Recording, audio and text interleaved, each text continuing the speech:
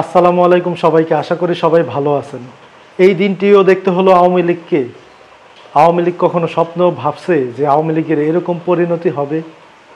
হবে, কিন্তু এতটা করুণ পরিণতি হবে। শেখ হাসিনার ভাগ্যে এটাই জুটলো শেষ পর্যন্ত। শেখ হাসিনার জন্মদিনে তাকে জাতি জুতা উপহার দিয়েছে। এটা ভাবা যায়, চিন্তা করা যায়? একটা দেশের সাবেক প্রধানমন্ত্রী, যে কিনা দীর্ঘ 15 বছর একটানা এই দেশটাকে শাসন করেছে, দেশের প্রধানমন্ত্রী ছিলেন, তার জন্মদিনে জাতি এটা কি উপহার দিল তাকে? জুতার মালা, জুতা নিক্ষেপ। হ্যাঁ, শেখ হাসিনাকে জুতা নিক্ষেপ করলো তার জন্মদিনে বাংলাদেশের মানুষ বিভিন্ন জায়গাতে। এমনকি গোপালগঞ্জের মতো জায়গায়, যেখানে নাকি শেখ হাসিনার জন্মস্থান, যেটা শেখ হাসিনার বাপদাদার বাড়ি, পৈতৃক সম্পত্তি, সেখানেও আওয়ামী লীগের অঙ্গ সংগঠন, ছাত্রলীগ, যুবলীগ, তারা তার জন্মদিন পালন করতে পারে নাই। এই পুলিশ বাহিনী, যেই পুলিশ বাহিনী শেখ হাসিনা, এই পুলিশ বাহিনী দিয়ে বিরোধী দলের উপর জুলুম নির্যাতন চালাইছে, সেই পুলিশ বাহিনী তার এই জন্মদিন রুখে দিল। এটা ভাবা যায়, চিন্তা করা যায়? এখান থেকে আমাদের শিক্ষা নেওয়া উচিত। আমাদের যতগুলা রাজনৈতিক দল আছে তাদের শিক্ষা নেওয়া উচিত। ভবিষ্যতে যারা ক্ষমতায় আসবেন তারা যেন শেখ হাসিনার মতো এরকম ভুলটা আর না করেন।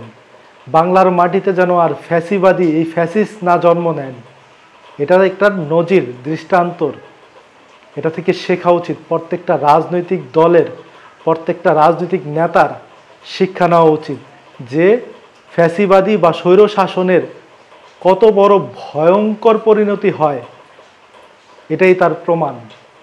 আজকে শেখ হাসিনার মতো একজন লিডার, আওয়ামী লীগের সভাপতি, তার বার্থডেতে এটা কি দেখলাম আমরা?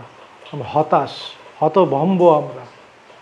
এটা প্রাপ্য ছিল, শেখ হাসিনা এটা প্রাপ্য ছিল। আজকে তার চতুর্পাশে যে চাটকারী লোকগুলা ভিড়া ছিল, যেই লোকগুলা তার কান পরা দিয়ে আজকে তার এই করুণ পরিণতি করছে, কোথায় তারা? আওয়ামী লীগের এই দুঃসময়ে, এই বিপদের সময়ে একজনও পাশে নেই, সব হাওয়া, লাপাত্তা। অথচ তারা এই আওয়ামী লীগের নামে, আওয়ামী লীগের টিকিটে তারা এই দেশটাতে লুটপাট কইরা যার যার আখের গোছা গোছায় এখন চম্পট, যার যার মতো পাগার পার। কেউ আর খবর নিচ্ছে না, কেউ আর শেখ হাসিনার বার্থডে জাঁকজমকপূর্ণ করে পালন করতেছে না। হতাশ আমরা। বাংলাদেশ এটা কি দেখলো?